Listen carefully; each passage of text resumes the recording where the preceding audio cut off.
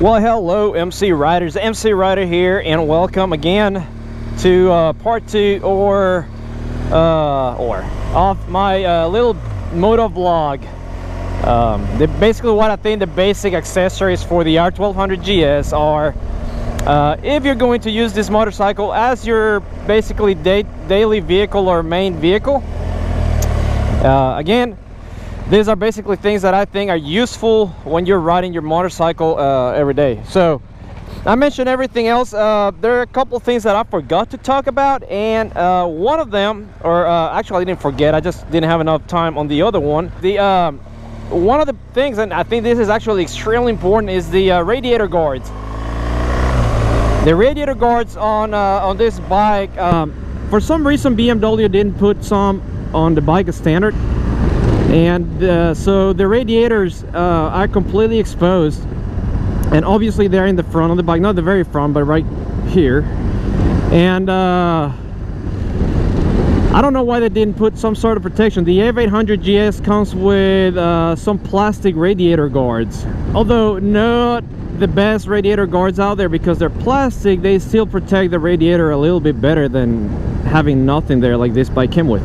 So what I did is I purchased the Touratech radiator guards for the R1200GS, the GS Adventure. I think they are a little bit different from the regular GS. You'll have to look it up, but I went straight to their website and I bought them from there.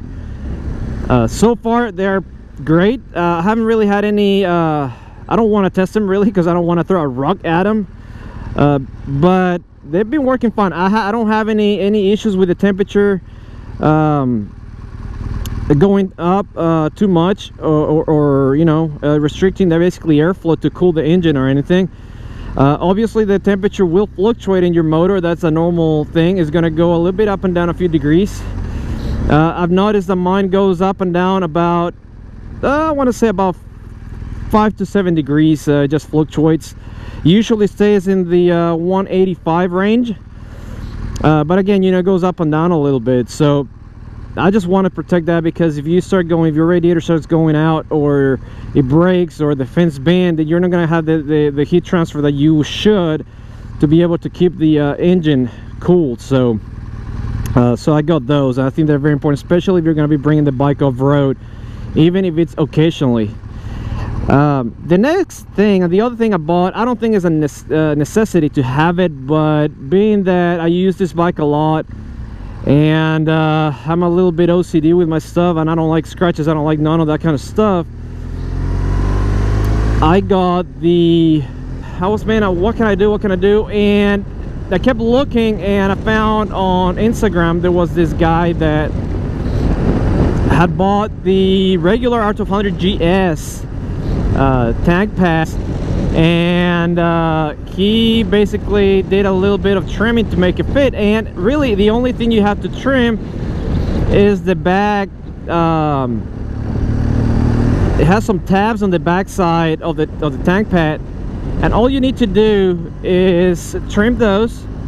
And I used a 3M double side tape, and I taped it, and it's been there solid. It's not coming off, unless, I mean, you can take it off if you want, but it's there. I mean, it's just there. It's not going anywhere, and it's working great. I like the way it looks, because it looks more as if it would have come like that from the factory. So, and again, that's an OEM part. It's the same tank pad that the R1200GS comes with, and I think it looks good, and like I said, you know, it makes it look like it's factory. So, like, you know,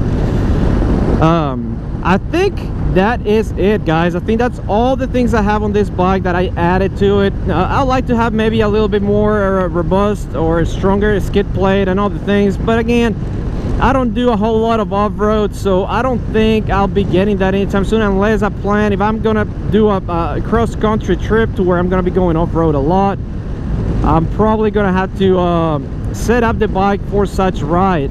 As I said, right now the bike is set up for some touring, some commuting, a little bit of everything, but not a specific something. It's not for long traveling with off-road involved and stuff like that, because obviously starting from the tires, you know. But anyways, that's a different topic. I said the bike is set up for basically a day-to-day ride and you know, commuting and stuff like that. A little bit of a little bit of touring and stuff like that, but nothing else. Again, guys, thank you for watching, and until we ride again, ride safe. See ya.